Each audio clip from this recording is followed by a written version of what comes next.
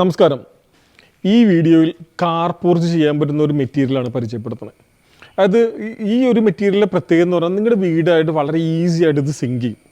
പിന്നെ താരതമ്യേന ഷീറ്റിനെ അപേക്ഷിച്ച് ചൂട് വളരെ കുറവാണ്. വളരെ വേഗം ഇൻസ്റ്റലേഷൻ ചെയ്യാൻ പറ്റും.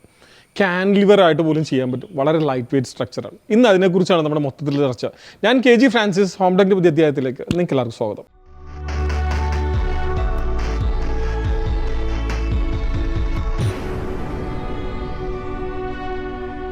നമ്മളിന്ന് ചർച്ച ചെയ്യുന്നത് ടെൻസൈൽ റൂഫിങ്ങിനെ കുറിച്ചാണ്. ഈ ടെൻസൈൽ റൂഫിങ്ങിൻ്റെ ഒരു വലിയൊരു പ്രത്യേകത എന്ന് പറഞ്ഞാൽ നമുക്ക് കാർ പോർച്ചിൻ്റെ ഒരു എക്സ്റ്റൻഷൻ വേണം.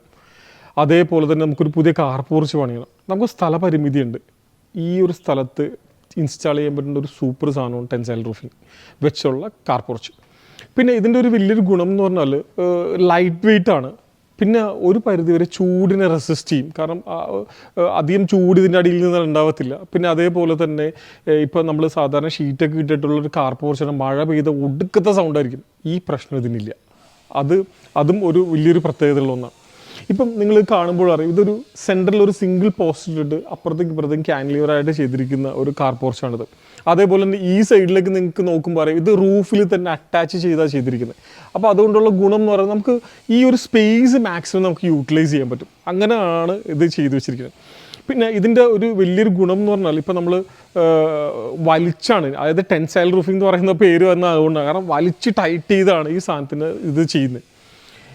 പിന്നെ അതേപോലെ തന്നെ വലിയൊരു ഗുണങ്ങളിലൊന്നെന്ന് വെച്ചാൽ ഞാൻ നേരത്തെ പറഞ്ഞ പോലെ തന്നെ നമുക്ക് ഈസി ആയിട്ട് ഏത് കോമ്പാക്ട് ഷേപ്പിലേക്കും ഇതിനെ മാറ്റാൻ പറ്റും. അതായത് നമ്മുടെ നാട്ടിൽ വിദേശ നാടുകൾ, ഇപ്പോൾ ഗൾഫ് പോലുള്ള സ്ഥലങ്ങളിൽ അവിടെ ഏറ്റവും കൂടുതൽ ഉപയോഗിക്കുന്ന ഇത്തരത്തിലുള്ള ഷീറ്റിംഗ് മെറ്റീരിയലാണ് യൂസ് ചെയ്യുന്നത്.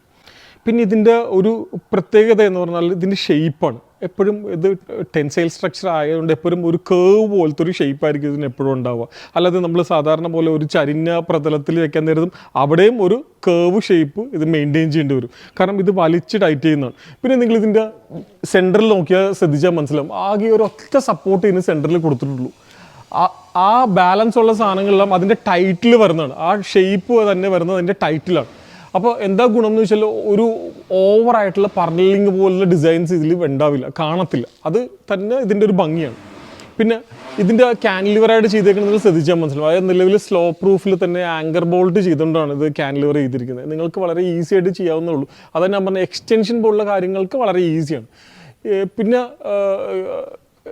ലൈറ്റ് വെയ്റ്റ് സ്ട്രക്ചർ ആയതുകൊണ്ട് തന്നെ നമ്മുടെ വീടിന് അത് ഡാമേജ് ആക്കത്തില്ല. ഇപ്പോൾ കാർ പോർച്ച് പോലുള്ള എക്സ്റ്റൻഷൻസ് ഉണ്ടല്ലോ, ഇപ്പോൾ സാധാരണ ഇതിൽ നമ്മളൊരു 2 മീറ്റർ ഒരു ഷീറ്റ് വെച്ച് എക്സ്റ്റെൻഡ് ചെയ്യുക എന്ന് പറയുമ്പോഴത്തേക്കും ചിലപ്പോൾ അത് കാറ്റടിച്ച് പോകാൻ ചാൻസ് ഉണ്ട്. പക്ഷേ ഇത് ലൈറ്റ് വെയ്റ്റ് ആയതുകൊണ്ട് 2 മീറ്ററോ 2.5 മീറ്ററോ വരെയൊക്കെ, എനിക്കൊന്ന് 8 അടി വരെയൊക്കെ ക്യാൻലിവർ ചെയ്തിട്ടുണ്ട്, ഞാൻ കണ്ടിട്ടുണ്ട്. ഡയറക്റ്റ് നിങ്ങളുടെ വാളിൽ ആങ്കർ ബോൾട്ട് ചെയ്ത്, അതായത് ഒരു പ്ലേറ്റ് വെച്ച് നേരെ ആങ്കർ ബോൾട്ട് ചെയ്തുകൊണ്ട് ഈ സാധനത്തിന് എക്സ്റ്റൻഷൻ ചെയ്യാൻ പറ്റും. അതാണ് ഞാൻ കണ്ട വലിയൊരു പ്രത്യേകത. അപ്പോൾ 2.40 നീളം പോലും എക്സ്റ്റൻഷൻ പോലും നിങ്ങൾക്ക് വേണമെന്നുണ്ടെങ്കിൽ ഇത് വളരെ ഈസിയാണ് ചെയ്തെടുക്കാൻ. പിന്നെ മെയിൻലി ഇത് ചെയ്യുന്നത് പൈപ്പിലാണ്. കാരണം പൈപ്പാണ് ഈസി ആയിട്ട് ബെൻഡ് ചെയ്യാൻ പറ്റുന്നൊരു സാധനം. കാരണം പൈപ്പ് നമുക്ക് ഹൈഡ്രോളിക്കൊക്കെ വെച്ച് ഈസി ആയിട്ട് ബെൻഡ് ചെയ്തെടുക്കാം. അങ്ങനെ ഹൈഡ്രോളിക് വെച്ച് തന്നെ ബെൻഡ് ചെയ്യണം കേട്ടോ. കാരണം ഹൈഡ്രോളിക് വെച്ച് ബെൻഡ് ചെയ്തില്ല എന്ന് വെച്ചാൽ അതും മേലെ ആ പൈപ്പ് ഇങ്ങനെ എഡ്ജ് ഇങ്ങനെ ഇതായിട്ട് മീൻസ് ആ കേർവ് ഷേപ്പ് കറക്റ്റ് കിട്ടില്ല, ചെറിയൊരു ഓടി കാണാൻ പറ്റും. പിന്നെ എപ്പോഴും ഇതിൻ്റെ സൈഡ് പോർഷൻസിലുണ്ട്, ഇപ്പോൾ വിസിബിലിറ്റി വന്ന സൈഡ് പോർഷൻസെല്ലാം ഒരു CNC ഡിസൈനൊക്കെ വെച്ച് കഴിഞ്ഞാൽ കാണാൻ ഭയങ്കര ലുക്കായിരിക്കും. ഇപ്പോൾ ഇവിടെ ചെയ്തേക്കണമെങ്കിൽ അത്രമാത്രം CNC ഡിസൈൻ ഇല്ലെങ്കിലും കുറച്ച് റൗണ്ട്സ് ഒക്കെ കൊടുത്ത് നിങ്ങൾക്ക് അതിനൊരു ഭംഗിയാക്കാൻ പറ്റും. അത് ഒരു 2mm പ്ലേറ്റിലൊക്കെ ചെയ്താൽ മതി. അപ്പോൾ കാണുമ്പോഴും അതൊരു ഭംഗിയുണ്ടാവും.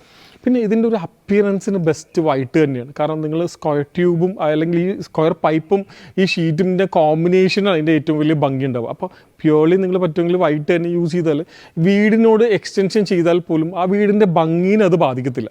അതാണ് ഞാൻ കണ്ടതൊരു വലിയൊരു പ്രത്യേകത. പിന്നെ ഇതിൻ്റെ റേറ്റ് സംബന്ധമായി പറയുകയാണെങ്കിൽ ഒരു 200+ ആണ് ഇതിൻ്റെ. 200 രൂപ മുതലാണ് ഇതിൻ്റെ റേറ്റ് വരുന്നത്.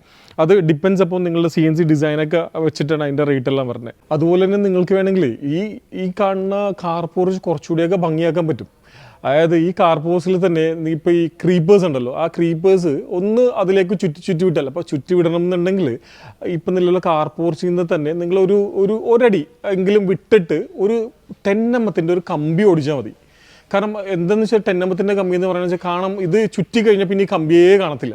അപ്പോൾ ഈ ഒരു ക്രീപ്പറിൻ്റെ മൊത്തം തൂങ്ങിടക്കുന്ന ഒരു ഫീലായിരിക്കും ഉണ്ടാവുക.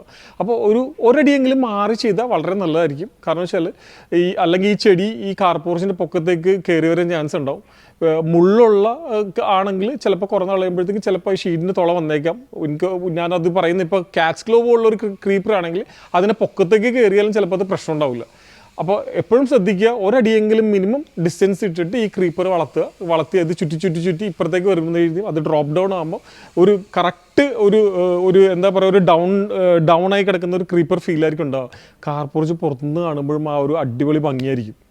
അപ്പോൾ ഇത്തരം കാര്യങ്ങളാണ് എനിക്ക് ഈ ടെൻസൈൽ റൂഫിനെ കുറിച്ച് പറയാനുള്ളത്. നിങ്ങൾക്ക് എന്തെങ്കിലും കാര്യങ്ങൾ ഇതിൻ്റെ ഡീറ്റെയിൽ ആയിട്ട് അറിയണം എന്നുണ്ടെങ്കിൽ കമൻറ്റ് ബോക്സിൽ കമൻറ്റ് ചെയ്യും, അല്ലെങ്കിൽ ഡിസ്ക്രിപ്ഷൻ ബോക്സിൽ നമ്പറുണ്ട്, അതിലൂടെ നിങ്ങൾക്ക് കമൻറ്റായിട്ട് ചോദിക്കാം. അത് വോയിസ് മെസ്സേജ് ആണെങ്കിലും കുഴപ്പമില്ല, ഇതിൻ്റെ ഈ ടെക്സ്റ്റ് നിങ്ങൾ ടൈപ്പ് ചെയ്താണെങ്കിലും കുഴപ്പമില്ല.